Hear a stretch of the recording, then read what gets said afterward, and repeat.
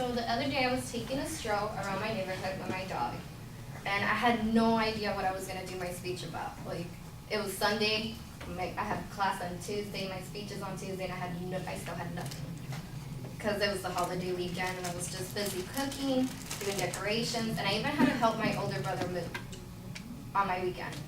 So I started, I didn't know what I was gonna do. So out of the corner of my eye, I noticed a car pulling out of its driveway, and he rolled down his window about halfway, and he tosses a trash bag out of his door, out of his window, a full bag of trash. And I was like, that is gross. So I was like, oh no. So I continued walking, and I started noticing all the trash in the street. I noticed candy wrappers, soda cans, bottles of water, bags of chips, and I even noticed dog poop everywhere. And I was like, oh my god, this is a mess. So it finally hit me what I was gonna do my speech about. I was gonna do it on recycling. And I know, I always talk about environmental stuff because I'm gonna be an environmental scientist, hopefully. So, and most of us do not think twice where our trash will go. We just keep going throughout our day. And I'm pretty sure by the end of the semester, which is next week, all of us are gonna clean our backpacks, our carts, and even our rooms, and are gonna just start tossing trash to the trash can, not even really thinking where it's gonna go. So today I'm gonna discuss why we should recycle, and the items that can be recycled, and where to recycle. The first thing I want you to know is why we should recycle. According to New York State conservations, recycling saves natural resources and protects the environment. It takes less energy than making something from scratch and causes less pollution. It also saves landfill space and creates jobs. We dispose of everything from banana peels to broken cars that we no longer use. But where does the trash go? Americans generate 250 million tons of trash in 2006, and 55 gets buried in landfills. 33% gets recycled, and 12.5% goes to incinerators. I wrote this over the weekend, so that's why you know this. If your trash goes to a landfill, it will most likely end up on a hole in the ground, where it doesn't get decomposed right, because it just sits under the ground, not collecting any water or any air. Despite carefully being engineered, they can leak liquids onto the groundwater. Landfills also release 1/4 of methane. Landfill and wastewater treatment gases made up 2.3% of U.S. green gas emission in 2005. This is according to the National Geographic. What greenhouse is just the basic of the whole global warming. So it's kind of like a blanket around our planet. So it just heats it up. Now, if your trash goes to an incinerator, it will most likely get burned into ashes, and those ashes will either be recycled to make a new parking lot or just be dumped into another landfill. The burning produces gases such as nitrogen oxides and sulfur dioxide that causes smog and later causes acid rain. And I don't know if you ever looked on the website, like if you go to China, you can see all the pollution there, how they have to wear gas masks. So that's basically what it's describing. In other words, trash is a huge environmental issue, and we must do our job to decompose of them correctly. So we now know why we should recycle, but what can we recycle? All of us will recycle if we knew how, and it was made easier for us. Some of us don't know what can be recycled and what cannot be recycled. So I put it in 4 categories.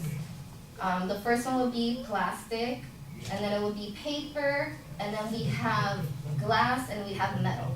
Paper is the basics, the office paper, the newspaper, and the cardboard paper. The plastic can fall anything from the buttons on your shirts, to the sole on your sneakers, to what your cell phone is mostly made of, it has plastic. And other things that made of plastic are your remote controls and your shampoo bottles. Glasses will make up your windows, mirrors, computer screens, and the screens on your cell phones, and even beer bottles.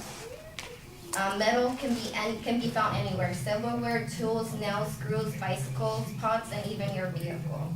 There are still many more things that can be recycled that fall under the 4 categories that I just mentioned. You can easily find out what can be recycled on your city's website. Now that we have knowledge on what can be recycled, we must know how to properly recycle and where to recycle them.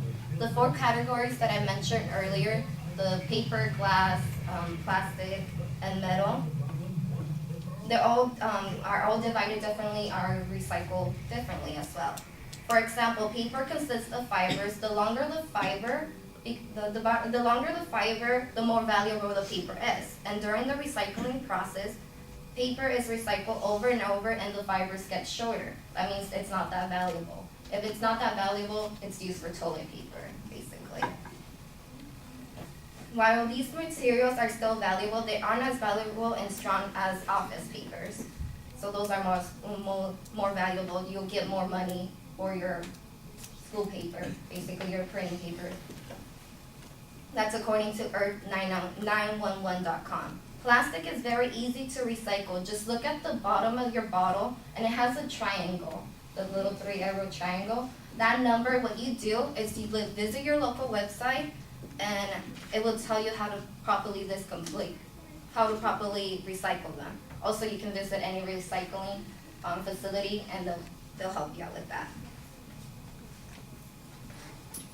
And glass is very simple to recycle as well. All you have to do is to separate it in a bin, keep it its own separate bin, and it will be sent to its proper glass plant house. And glass can be recycled over and over again, so it still has very good value. Metal, on the other hand, you would need a magnet, and if it sticks to your magnet, that means it's not that valuable.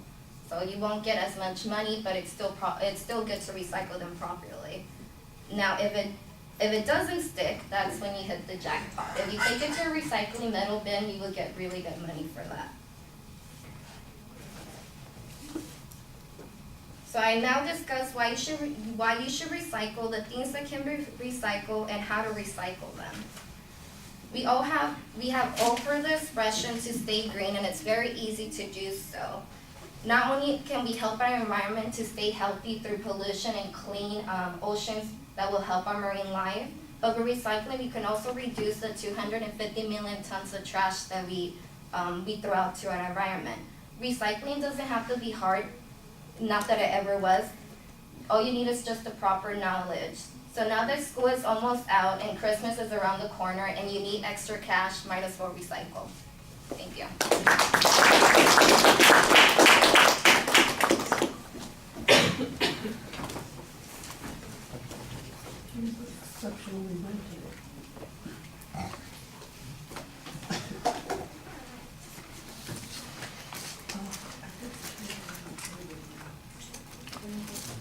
Randy, what did you think? Overall, I thought it was a very good speech. The information I felt was very good, very informative. Certainly makes me rethink how much I really throw out. Might want to recycle a little bit more now. Oh yeah, that's really all I got. I mean, I just thought the information was really good. She shared it very well. She didn't get really too stuck anywhere throughout the speech, like the long pauses or anything like that. And yeah, that's it. All right, long pauses. That's what you get with tall tigers. Think about it. All right. Sorry. That'll be on the recording. You can listen to the thudding silence over and over again. All right, Aileen, I know you're over there somewhere. There you are. If we could bottle the way you're speaking to us in the first minute and a half of the speech and have that throughout the rest of the presentation, I'd say you've made very good progress in the semester and you're doing a good job at delivering the speech. Problem, of course, is, and you already know it, is that you worked on it last minute, so you're a lot more dependent on the notes than you want to be. You didn't have a chance to practice it as much and know things better. And instead of having to look at a note maybe twice in order to just remind yourself of who said something or a statistic. You're having to go to it pretty regularly. And that takes us out of the speech, and it diminishes your ethos, as we talked about, your credibility a little bit. But you, like I said, at the beginning of the speech and at the end, you're doing a pretty good job talking to us. So all the delivery stuff there is fine. In the middle, a little bit less so, and you know that. You're going to be able to pick that out while you're watching the speech too. I thought that you introduced the subject well. Your purpose statement is clearly stated. There's the preview's a little bit mechanical still. Yeah, I mean, you know that you have to do that. It's like all skills. Sometimes we go through stages. You know, there's that awkwardness phase where you're doing it before it becomes skillful and then just natural that you're doing it. So you're kind of still at the awkwardness stage. I know I have to do this step here, and you can kind of see you going through that process instead of it just flowing naturally. But you're meeting the requirement there. I think you could use a little bit more support on some of the material. The solution stuff, you do a good job on talking about what kinds of things are recyclable. I think we need a little bit more information about how to do the recycling, how convenient is it. Give us some incentive to do it. Like you mentioned, oh, you really hit the jackpot here because, you know, that'll be worth something. Well, how much? You know, if I'm taking in 10 pounds of this non-metallic metal, what am I likely to get back? Is there any value that I'm going to get back if I'm recycling those plastic bottles, or am I just doing my community duty in doing those kinds of things? Some of the risks that you talked about of the different ways in which the products that get disposed of that are not recycled, I think those could be quantified a little bit, and the amount of material that we could reduce in landfills, or the amount of money that people could get back, that's the kind of information I think you need more of in the speech. All right, thank you.